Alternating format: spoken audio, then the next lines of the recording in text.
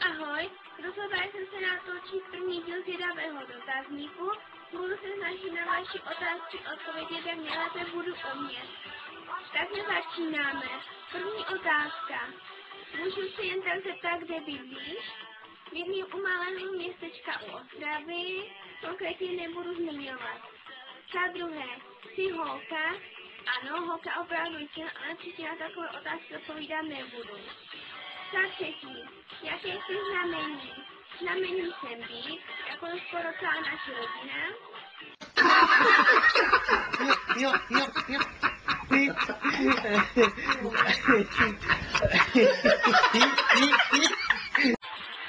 Za šesté, výška a váha. Měřím 40 cm a vážím kolem 45 kg.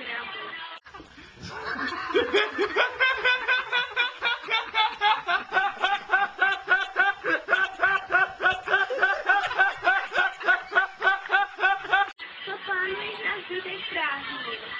Plánuji určitě spaní u kamarádek a hlavně dokládat svou dovolenou.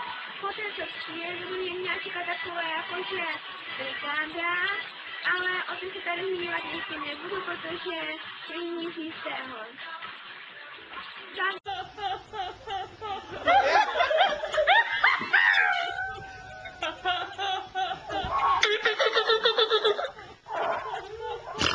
Kosmetiku na večer.